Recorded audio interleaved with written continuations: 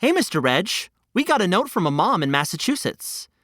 It was tied with twine to the leg of our good friend Remy the Robin, who just dropped it off, and I'm officially delivering it to your hotline desk. Ooh, my quills are quivering with excitement. What does it say? She writes that Caden and Emmeline listen to our podcast in the car a lot, and they had to let us know that they love us and our stories. Caden and Emmeline, as the Commander-in-Chief, a.k.a. the President, of the Dork Squad... You're the what? Yes, well, I nominated myself and voted for myself. So it's official. Ahem. By the powers I have granted myself, you are now and forevermore members of our Dork Squad. Congratulations, you two! And thanks again for being such loyal listeners to our podcast. Grown-ups, we want to hear from your kids, too. Hang out until the end of the credits for ways to contact us, or look in the show notes. John and Character presents Dorktales Storytelling with a geekish twist.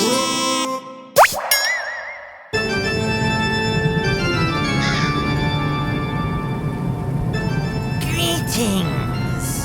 Hello, boils, ghouls, and other non-corporeal entities. It is I, the Crypt Keeper. Excuse me. The narrator. Or for this story's purposes, the SCARE-rator.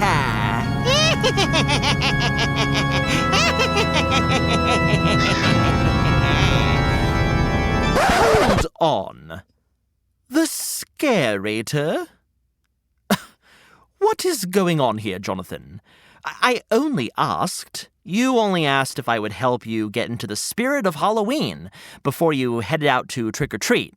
Right, Mr. Reg? Well, yes. But...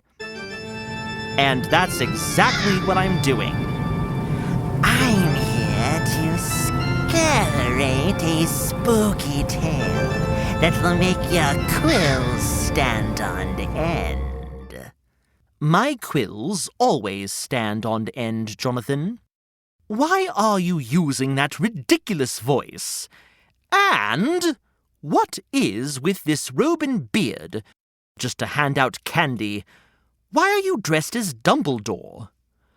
Well, to be honest, I've eaten most of the candy, and Dumble is one door I won't open. But I'll definitely give you a hint about my character. Ahem. You shall not pass. Pass what? Gas? Too late, chap.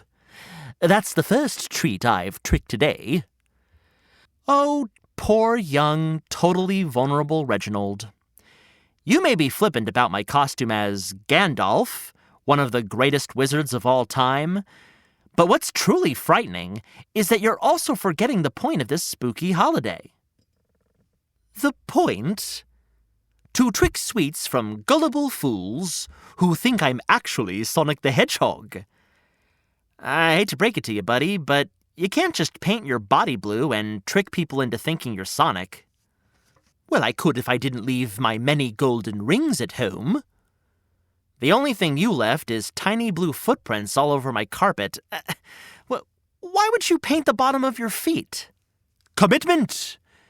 Besides, didn't you learn how to magically clean up paint at Hogwarts? I am not Dumbledore. For the last time, I'm Gandalf the Grey. You know, from The Hobbit and The Lord of the Rings. Whoa, Jonathan.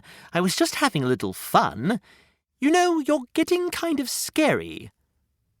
I am? Yes, I only came here for treats before meeting up with Thomas the Turtle and the Loppy sisters, Flippy and Floppy. Well, there's lots more to Halloween than just trick-or-treating, Reg. Sometimes people like to feel the exhilaration of fear. In fact, people often go out of their way on Halloween to be scared. Like how? By telling scary stories. Are you ready for one? Well, apparently I haven't been celebrating Halloween fully, so why not? But I have to warn you, I don't think I can be scared. Oh? Are you sure about that? No. Yes? Good. Let me tell you a tale that will send shivers up your quivers and make your teeth chatter with fright. This is the legend of Sleepy Hollow. Or as some like to call it, the story of the Headless Horseman. Ooh, I just shivered. Felt like an ice cube ran down my spine. Once upon a time, in the town of Sleepy Hollow. You said this story was scary, not sleepy. Just the name is making me tired. Don't know how I'll go trick-or-treating now. Hey, don't judge a story by its title. This one will definitely wake you up. Once upon a time, in the town of Sleepy Hollow, lived a kind-hearted schoolteacher named Ichabod Crane. Ichabod is right. What a peculiar name. Well, that's not all. In Sleepy Hollow, there were other interesting characters, like Brom Bones and Katrina Van Tassel. Ooh, Brom Bones sounds like an interesting character. Was he quite humorous? That's a good reference, buddy. Now you're getting it. Now, back to Sleepy Hollow. None of this sounds very scary yet, Jonathan. Oh, just you wait. Just you wait.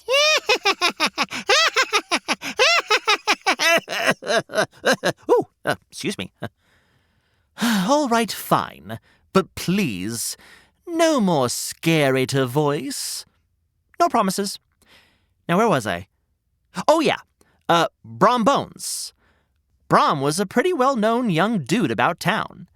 He had always been the largest and strongest kid, and he grew into the loudest and strongest young man, with a large ego to boot.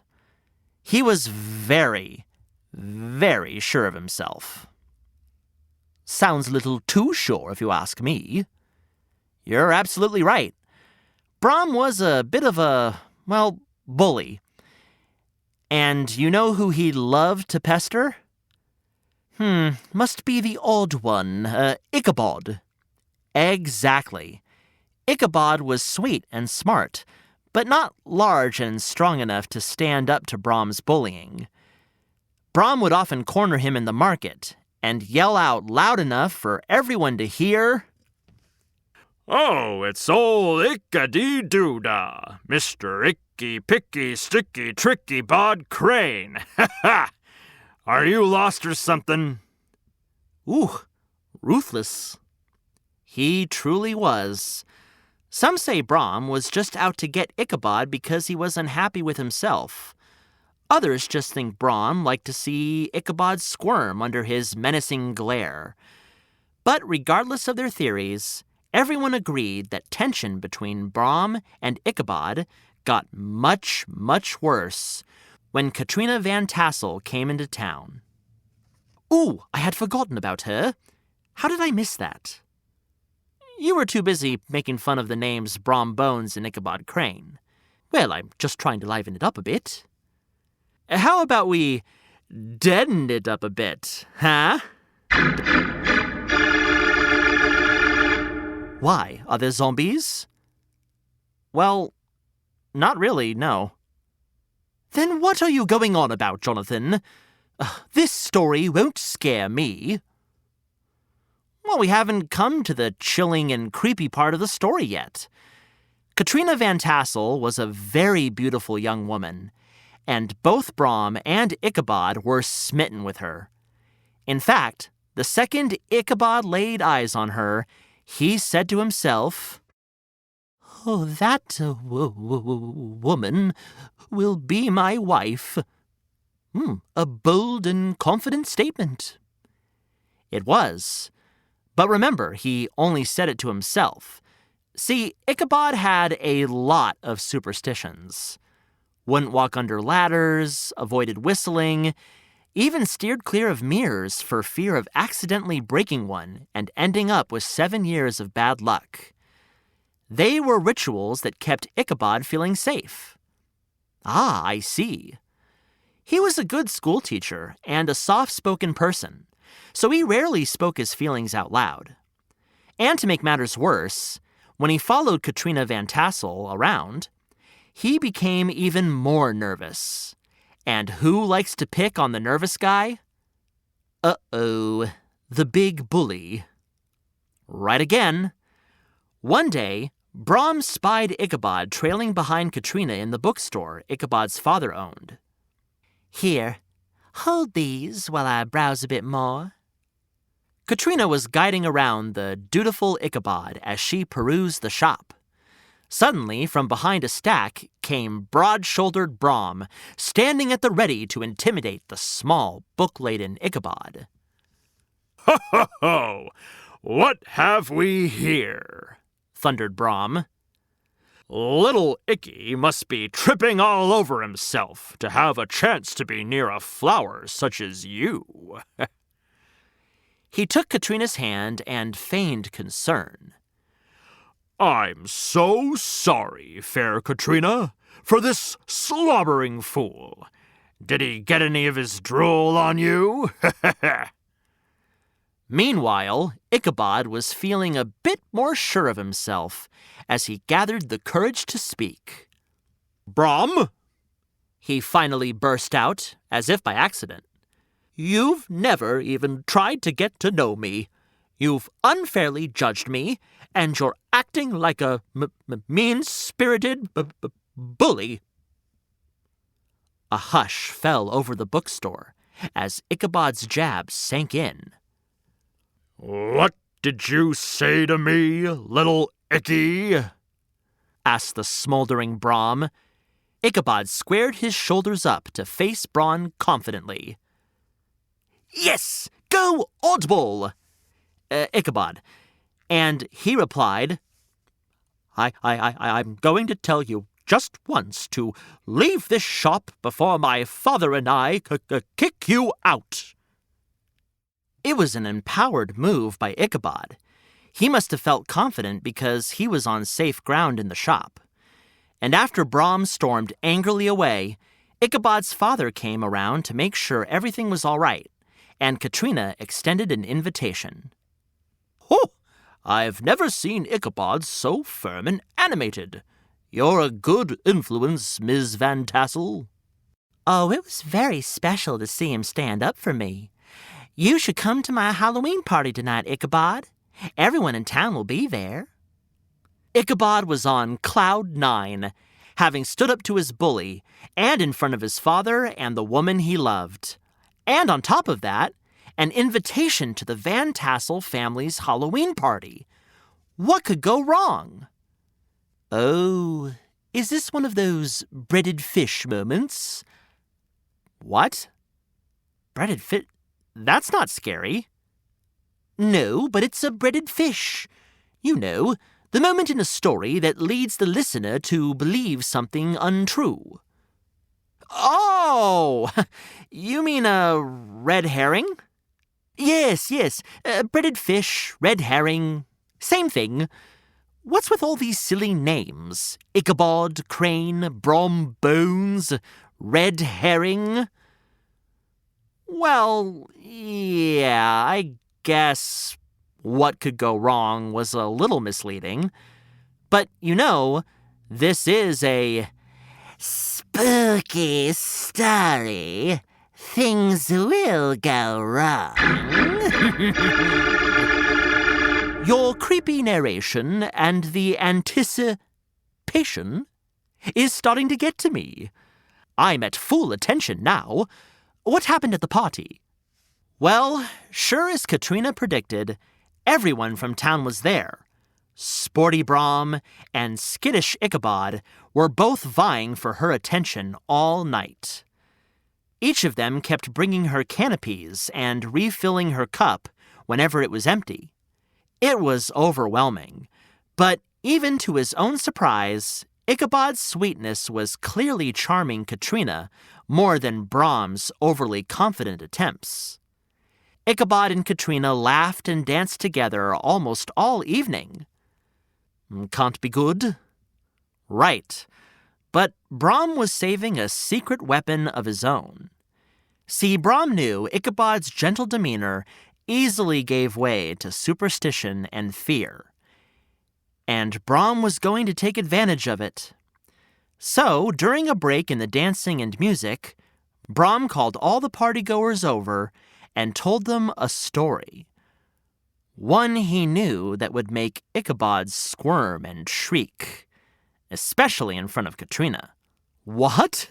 No story can do all that. This one can.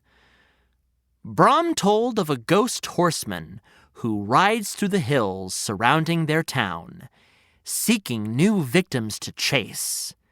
And he always finds them, even though he has no head. Oh, that's not too scary. Some people think I have no head, but it's just because it's the same width as my body. What I truly have is no neck. Well, that story may not have frightened you, Reg, but it definitely did a number on Ichabod Crane. Poor Ichabod. Yep. After the story was told, Ichabod didn't feel like having any more Halloween party fun. His hands trembled, so he stopped refreshing Katrina's cup after accidentally spilling punch on not one, but 3 women's dresses. The night was turning into a failure, and superstitious Ichabod took it as a sign to head home. He thanked Katrina for hosting and left just before midnight. Ooh, I heard that time's commonly called the witching hour. What a great tidbit of information. Yes, Ichabod Crane left the party at the witching hour and made his way home.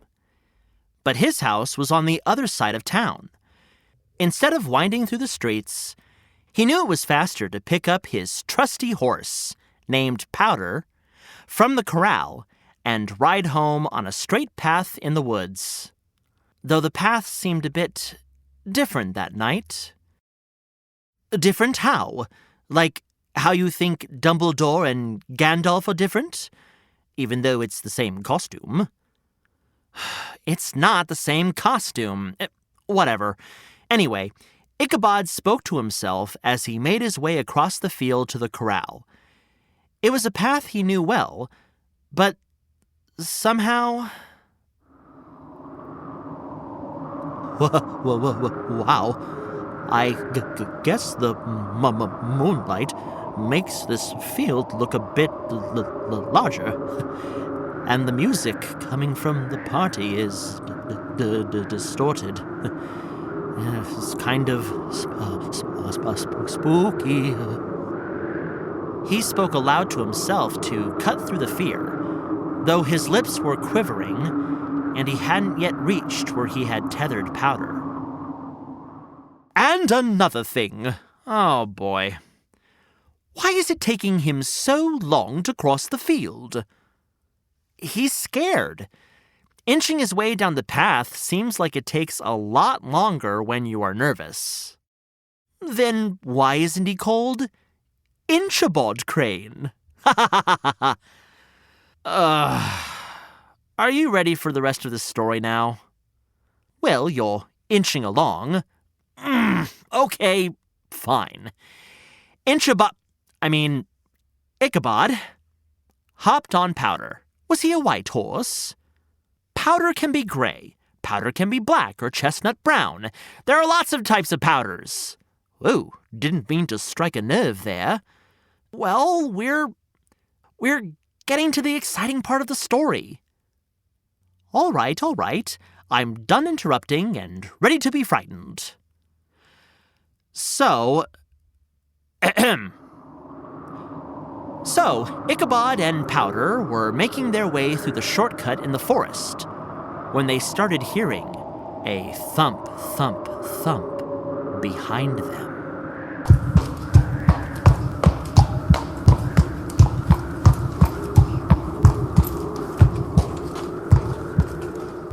Ooh, oh, goodness. Ichabod's thoughts exactly. Those were not Powder's hooves. Someone was following them! But as Ichabod nervously urged Powder along, the thumping became muffled. And Ichabod convinced himself that there was nothing to be afraid of. Whew! Must be the wind blowing through the trees, he reassured himself as he pushed on. But soon, he started hearing twigs crack and leaves rustling behind him. My goodness, you were right. My quills are on end. They're always that way, buddy. True, but I'm getting spooked. So was Ichabod. He whipped his superstitious head around, fearful of what he might see. And who did Ichabod spy? But the Headless Horseman from Brom's story!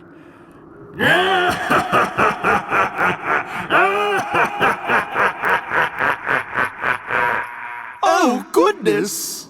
Right? Ichabod feared for his life as he raced through the woods to get home. He was only a field and a bridge away from the safety of the town, but the Headless Horseman wouldn't let up.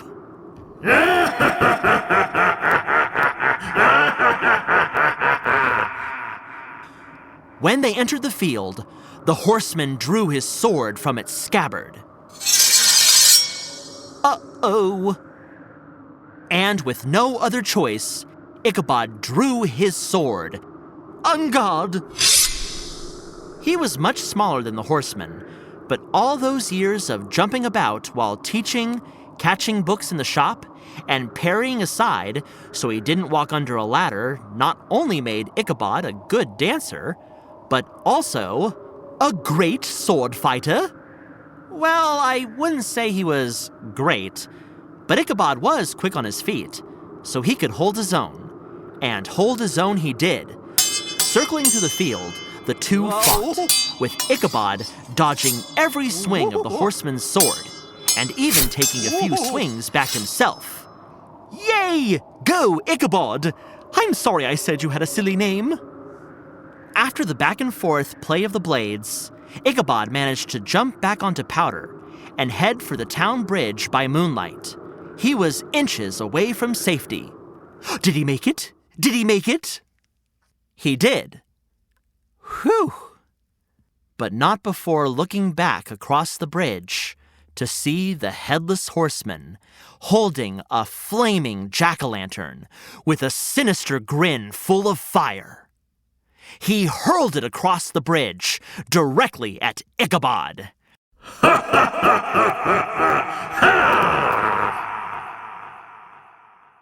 Oh no! Oh yes. And the next morning, when the town woke at dawn, they discovered that Ichabod Crane never returned home from the party the night before. When his father located his hat and Powder's hoofprints near the bridge, he organized a search party. The only clues they found were pieces of smashed pumpkin. Was the Headless Horseman Brom Bones? Or a ghost? Well, we don't know.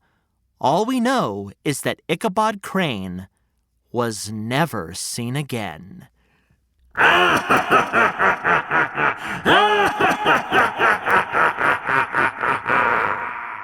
Jonathan, that was a very scary tale, with an unhappy ending.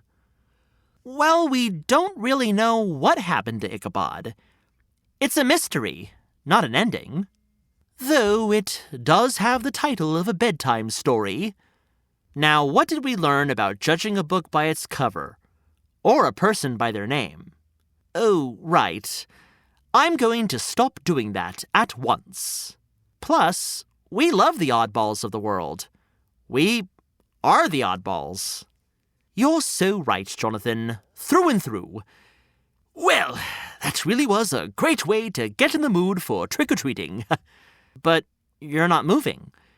Don't you want to meet Thomas the Turtle and the Loppy sisters? Jonathan, now, don't take this the wrong way, but I think I'm scared stuck. Will you come too for our protection? You sure you want me to be your Ghostbuster, Reg? Yes, please. Okay. I'll tag along and watch your back. It'll be fun. I'll leave a bowl here for the trick-or-treaters who come to the door. Oh, goody. And thank you. Don't forget your broom, Dumbledore. It's a wizard staff. I'm not Dumbledore. I'm Oh, never mind. Now, be like Sonic the Hedgehog and make Speed your second name. Righto. We don't want all the good candy to be gone by the time we get out there. Or get caught by the Headless Horseman and his grinning jack-o'-lantern.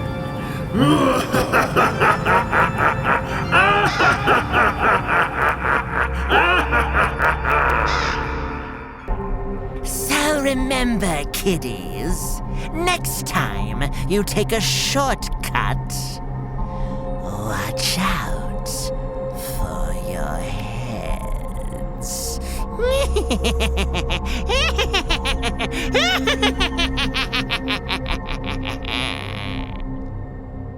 This has been a John and Character production. Today's story was written by Amy Thompson and performed by Jonathan Cormer. Sound recording and production by Jermaine Hamilton at Studio Circle Recordings. For more information about this episode, go to johnandcharacter.com.